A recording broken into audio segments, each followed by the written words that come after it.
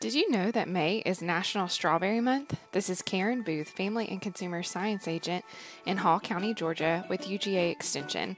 And today I'm going to be showing you a simple recipe for preserving the taste of those fresh in-season strawberries to enjoy all year round. Did you know that strawberries are the first fruit to ripen in the spring? There's nothing like the taste of sweet strawberries picked fresh from the field. In fact, strawberries are the only fruit with seeds on the outside, and strawberries can average as many as 200 tiny seeds per berry. Ounce for ounce, strawberries actually have more vitamin C than most citrus fruits. And we've got so many local strawberry farms around, and create a lasting memory with your family is a great idea to get outside during this time. So go pick some fresh strawberries and let's get ready to preserve them. When you're selecting strawberries, make sure to choose fully ripe, plump, bright red strawberries with a fresh green cap. Strawberries actually do not ripen after they are picked. They are highly perishable, so plan to preserve them within a few days. You want to make sure that you're choosing ripe fruit and not overly ripe fruit when you're selecting them to preserve them. So just before using, place your strawberries in a colander or a strainer and rinse them with cool water. Then you want to remove the caps. This preserves the nutrients and prevents water from soaking into the berries. You can see it by the images that I've actually hulled my strawberries as well. You can use a little trick by inserting a sturdy straw through the center in order to core those strawberries. So the next thing that you want to do is to crush your strawberries one layer at a time using a potato masher. This is very simple and a great way to relieve any stress that you might have built up over the last couple of weeks. So as you can see here, I have about 2 cups of prepared strawberries. The recipe actually says you only need about 1 2/3 cups, but go ahead and have a little extra on hand. You can always eat those fresh. And you'll see that I have mashed them up one layer at a time with a potato masher. So you want to measure out again about 1 2/3 cups of mashed strawberries. Then you're going to need 2/3 cup of granulated sugar or a no-calorie sweetener such as Splenda.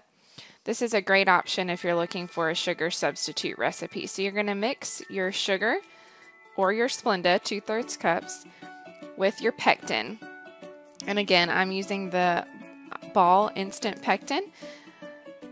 And you're going to need 2 tablespoons of the instant pectin mixed with your sugar or sugar substitute. So you're going to mix those together in a bowl, and then you're going to add your fruit. So you're going to add your prepared fruit, your 1 2/3 cups of mashed strawberries, and you're going to stir that for 3 minutes. And you'll see in the video that it should be a little bit runny, similar to a syrup.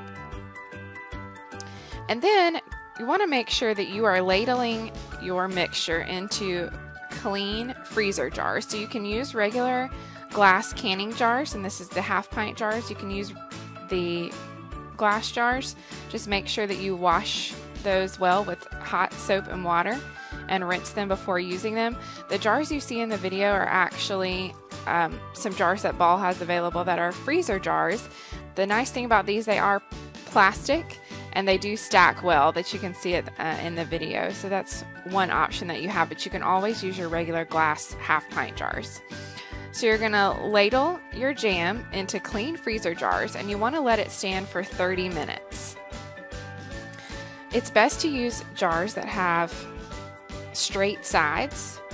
Those work best for freezing. And you do wanna leave 1/2 inch of headspace to allow for the jam to expand during the freezing process. So headspace is just the amount of space you leave between the top of the food and the top of the jar.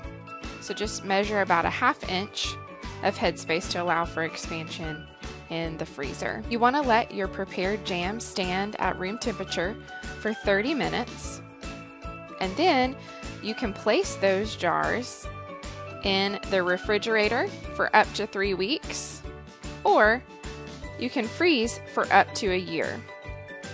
There are lots of other options outside of strawberry jam for your freezer jam recipes. You can also use peaches, pears, raspberries, blackberries, or blueberries. If you'd like more information, you can visit our website at extension.uga.edu Or you can email me at boothc@uga.edu, and I would be happy to help you with any food preservation questions you might have.